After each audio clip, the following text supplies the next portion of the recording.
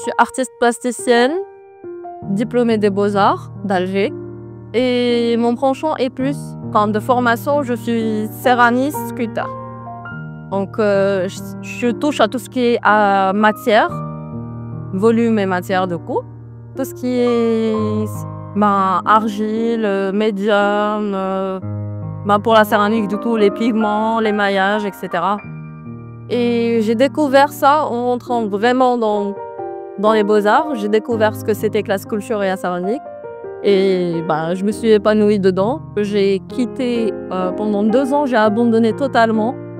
Et par la suite, je suis tombée dans une petite dépression qui m'a un peu forcée à vraiment me lancer dedans parce que j'avais plus rien à perdre.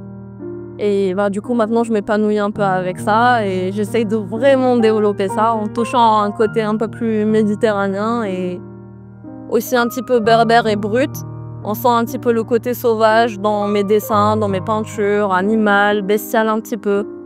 Et aussi tout ce qui est océan, les étoiles de mer, les petites sardines, etc., etc. Et voilà. Alors souvent, ils sont plutôt étonnés. Ils s'attendent pas à voir forcément une céramique de cette manière-là.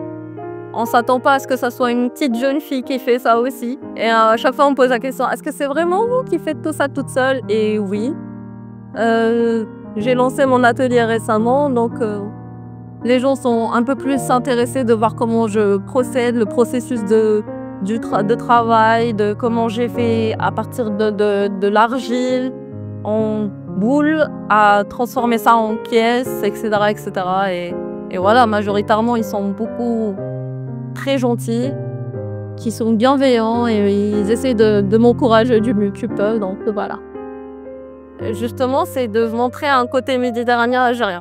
Souvent, on voit le côté méditerranéen dans les autres pays, que ce soit dans le Maroc ou dans la Tunisie, mais pas assez présent quand même dans notre pays, ou plus connu, carrément, par exemple l'Italie, c'est hyper répandu avec le côté méditerranéen, mais on oublie souvent que l'Algérie est primordiale sur ça.